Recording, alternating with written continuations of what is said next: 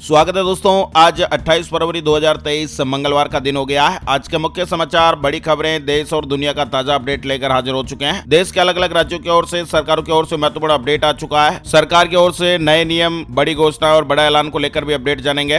हड़ताल से जुड़ा महत्वपूर्ण अपडेट भी आ चुका है और भी बहुत ही महत्वपूर्ण और काम की खबरें हैं। वीडियो को आप ध्यान से आखिर तक जरूर देखते रहिएगा। हमारी टीम की मेहनत और मोटिवेशन के लिए प्लीज इस वीडियो को आप लाइक जरूर करिए, हमारा सपोर्ट कीजिए और अपने दोस्तों और मित्रों के साथ भी इस वीडियो को ज्यादा से ज्यादा आप शेयर कर दीजिएगा।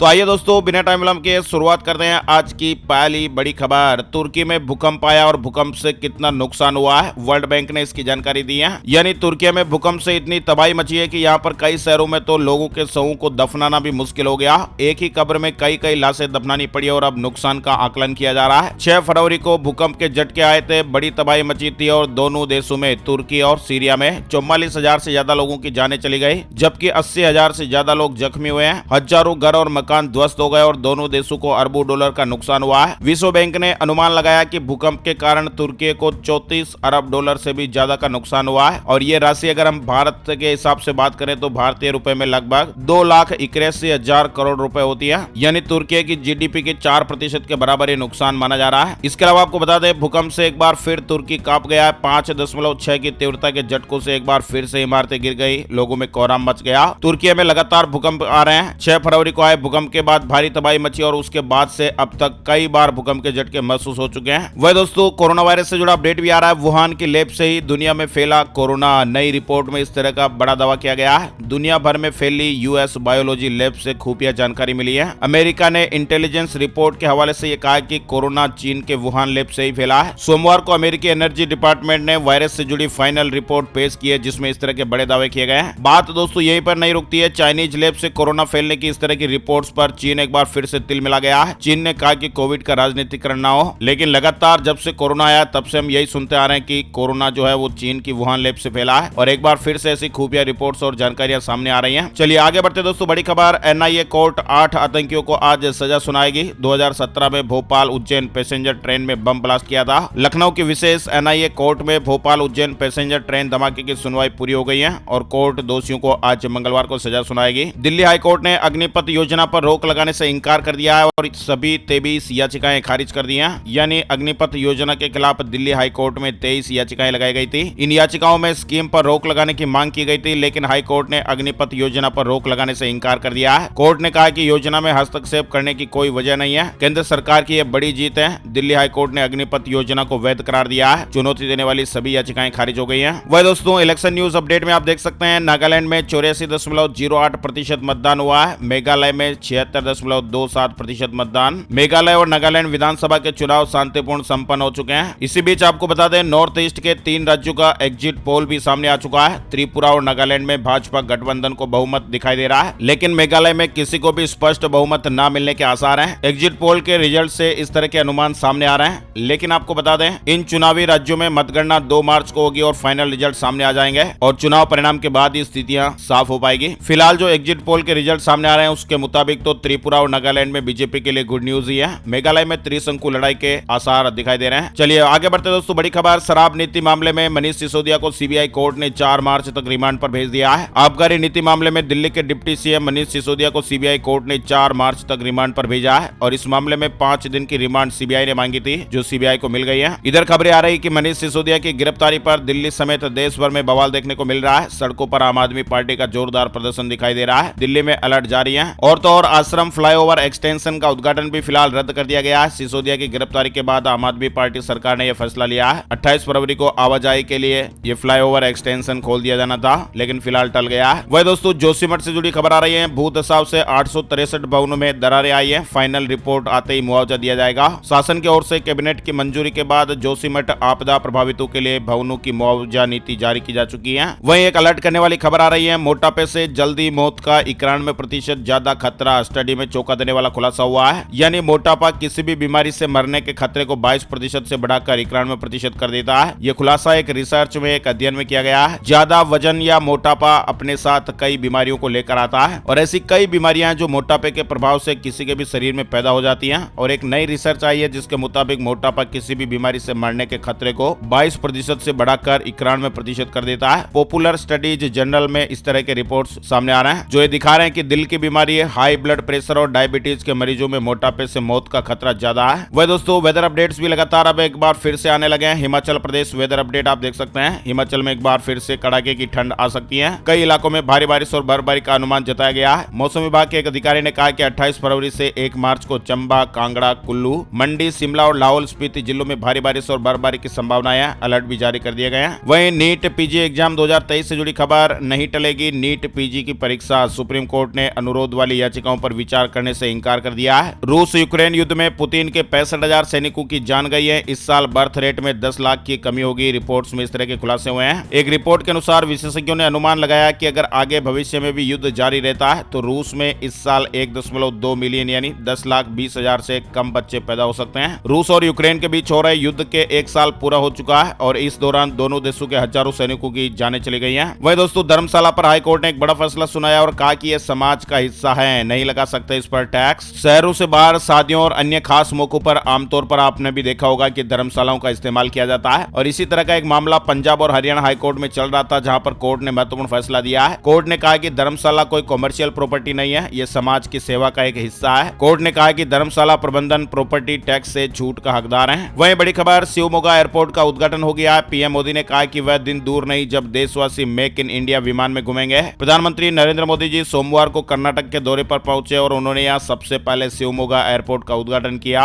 इसके अलावा देश के करोड़ों किसान भाइयों को पीएम मोदी ने बड़ी सौगात भी दे दी है। 13वीं किस्त के लिए 16,800 करोड़ रुपए बैंक खातों में भेज दिए गए हैं। 8 करोड़ से ज्यादा लाभार्थियों के बैंक खातों में यह राशि भेजी गई है। पीएम किसान सम्मान निधि योजना की 13वीं किस्त पीएम मोदी ने जारी कर दी है। आगे बढ़ते दोस्तों, बड़ी खबर, चार्जिंग पर लगे मोबाइल में हुआ धमाका, बुजुर्ग के शरीर के उड़ गए चिथड़े। दरअसल उज्जैन के बड़नगर तहसील के बदनावर रोड के पास रुनीजा रोड पर एक खेत में बने कमरे में चार्जिंग के दौरान मोबाइल फटने से एक 60 साल के शख्स की जान चली गई और धमाका इतना जोरदार था कि बुजुर्ग के शरीर के चिथड़े उड़ गए। मौके पर पहुंची पुलिस ने मामले की जांच शुरू कर दी है। 7th पे कमीशन नहीं हुआ लागू, 1 मार्च से अनिश्चितकालीन हड़ताल पर जाएंगे कर्नाटक के सरकारी कर्मचारी। बड़ी खबर है, कर्नाटक सरकार कर्मचारी संघ ने कहा कि 7वें वेतन आयोग को लागू करने की उनकी मांग पूरी नहीं होने पर सभी सरकारी कर्मचारियों ने ड्यूटी पर नहीं जाने और राज्य भर में विरोध शुरू करने का फैसला लिया है। मांग पूरी नहीं होती है तो राज्य में 1 मार्च से सरकारी कर्मचारी अनिश्चितकालीन हड़ताल पर चले जाएंगे। बड़ी खबर आ रही है, एशिया की सबसे बड़ी प्याज मंडी में कम कीमतों से नाराज किसानों ने बिक्री रोक दी है। महाराष्ट्र के लासल गांव कृषि उत्पादन बाजार समिति में नाराज किसानों ने प्याज की नीलामी रोकने का फैसला किया है। फ्लिपकार्ट का होली ऑफर चल रहा, 33,000 वाली स्मार्ट टीवी मात्र 6,999 रुपए में मिल रही है। यानी होली पर फ्लिपकार्ट की तरफ से शानदार ऑफर निकाले गए हैं। अगर आप भी ऑनलाइन शॉपिंग वगैरह कर रहे हैं तो जरूर चेक कर लीजिएगा। Bike taxi ban in Delhi, बड़ी अपडेट खबर लगातार चल रही है। लोन पर ली थी बाइक और अब किस्त कैसे देंगे, दिल्ली में बैन के खिलाफ प्रदर्शन जारी है। दिल्ली में बाइक और टैक्सी के परिचालन को रोकने के लिए ट्रांसपोर्ट विभाग द्वारा जारी नोटिस के खिलाफ बाइक टैक्सी चालकों ने शनिवार को भी विरोध प्रदर्शन किया था। गुजरात से बड़ी खबर आ रही है, ओशियर एनर्जी गुजरात में करेगी 40,000 करोड़ का निवेश।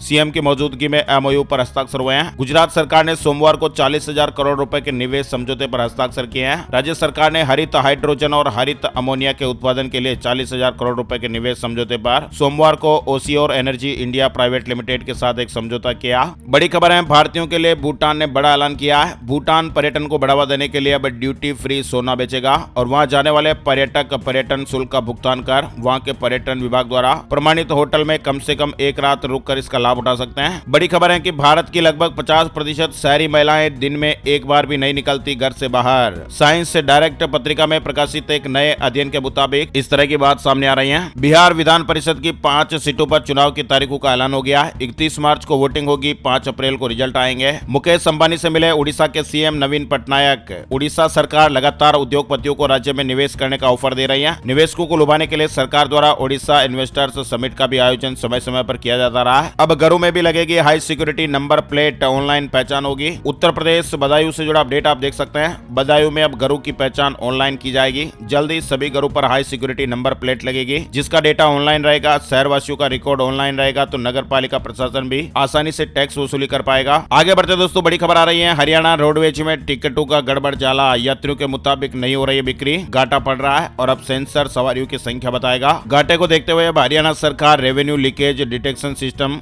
RLDS लागू करने जा रही है। यूपी रोडवेज में जल्दी 760 बसों का काफिला जुड़ने वाला है। मई से यूपी परिवहन निगम में 760 अनुबंधित बसें जुड़ रही हैं। 1 मार्च को झारखंड कैबिनेट की बैठक होगी। झारखंड मंत्रिमंडल सचिवालय एवं निगरानी विभाग समन्वय ने इस बाबत जानकारी दी है। ईपीएफओ से जुड़ा महत्वपूर्ण अपडेट आ चुका है। ईपीएफओ का बड़ा फैसला, हायर पेंशन वाली स्कीम की डेडलाइन बढ़ाई गई है। ईपीएफओ ने इसके लिए डेडलाइन 3 मार्च तय की थी, जिसे अब बढ़ाकर 3 मई 2023 तक कर दिया गया है। हायर पेंशन स्कीम की डेडलाइन को 3 महीने के लिए बढ़ा दिया गया है। उत्तराखंड में अब हर साल होगी पीसीएस की परीक्षा, यूपीएससी का पैटर्न लागू होगा। उत्तराखंड लोक सेवा आयोग अब पीसीएस की परीक्षा हर साल कराएगा। वहीं ड्रोन से जुड़ी अपडेट खबर आ रही है। कैब की तरह बुक कर सकेंगे ड्रोन। निजी कंपनियों के साथ मिलकर सरकार कई क्षेत्रों में इसका उपयोग करेगी, यानी देश में अब कई कार्यों के लिए ड्रोन का इस्तेमाल किया जाएगा। जल्द ही ई-कॉमर्स कंपनियां ड्रोन को किराए पर दे सकेंगी और इसकी बुकिंग भी ठीक उसी तरह से होगी जैसे कैब बुक की जाती है। ड्रोन की सेवा मुहैया कराने वाली कंपनियां इसके लिए ऐप भी तैयार करवा रही हैं और ऐसे में अब ड्रोन का इस्तेमाल खेती, ई-कॉमर्स, डिलीवरी, लॉजिस्टिक, निगरानी और मैपिंग और सर्वे में किया जा सकेगा। मध्य प्रदेश की सरकारी नौकरियों में ट्रांसजेंडर भी कर सकेंगे आवेदन। शिवराज सरकार ने अलग श्रेणी बना दी है। घोषणा के बारे में तो हमने आपको पहले ही बता दिया था, लेकिन अब एक नया अपडेट आ रहा है। मध्य प्रदेश के ट्रांसजेंडर्स के लिए गुड न्यूज है। राज्य सरकार ने सरकारी नौकरियों में अब तीसरी कैटेगरी यानी कि महिला, पुरुष के अलावा भी ट्रांसजेंडर का विकल्प दे दिया है और ऐसे में अब गवर्नमेंट जॉब के लिए ट्रांसजेंडर भी आवेदन कर पाएंगे।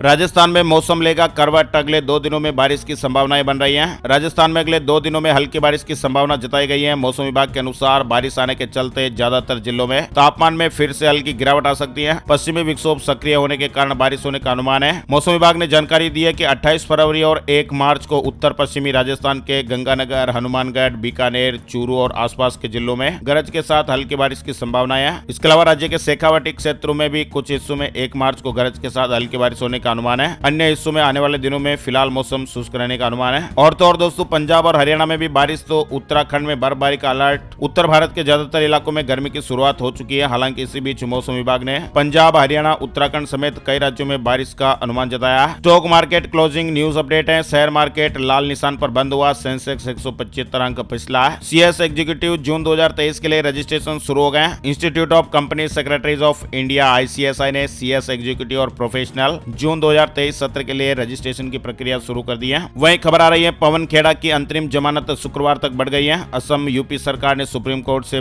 समय मांगा। साथ ही IGNOU term end examination December session का रिजल्ट भी जारी हो गया है। विद्यार्थियों के लिए अपडेट है। वहीं शहर और सड़कों के नाम बदलने के लिए आयोग की मांग वाली याचिका सुप्रीम कोर्ट में खारिज हो गई है। सुप्रीम कोर्ट ने आक्रांताओं के नाम पर सड़क, शहर, स्थानों के नाम बदलने के लिए एक आयोग बनाने की जो मांग वाली याचिका थी उसे खारिज कर दिया है। हड़ताल से जुड़ी बड़ी खबर, तीनों ऊर्जा निगमों में कर्मचारियों की हड़ताल पर 6 महीने तक रोक, सरकार ने एस्मा लगा दिया है। टिकटॉक बैन से जुड़ी खबर है। भारत में तो वैसे ही टिकटॉक बैन ही है। कनाडा सरकार ने भी अपने कर्मचारियों के फोन में अब टिकटॉक चलाने पर प्रतिबंध लगा दिया, यानी बैन लगा दिया है। कनाडा सरकार ने सोमवार को डेटा सुरक्षा की चिंताओं का हवाला देते हुए अपने सभी कर्मचारियों के फोन और अन्य उपकरणों में टिकटॉक चलाने पर प्रतिबंध लगा दिया है। इससे पहले संयुक्त राज्य अमेरिका और यूरोपीय संघ में भी इसी तरह का कदम उठाया जा चुका है। आइए दोस्तों, आपको बताते हैं gold price today, silver price today. सोने चांदी के भाव को लेकर सोना चांदी सस्ता हुआ है। सोमवार सुबह सोने का भाव 55,712 रुपए प्रति 10 ग्राम पर रहा। वहीं चांदी का भाव 63,104 रुपए प्रति किलोग्राम रहा है। तो दोस्तों, आज के मुख्य समाचार अपडेट में फिलहाल बस इतनी खबरें। अगर आपको हमारा यह प्रयास अच्छा लगा है तो प्लीज वीडियो को लाइक और शेयर जरूर करिएगा। Thank you, take care, good bye, जय हिंद, जय भारत, वंदे मातरम।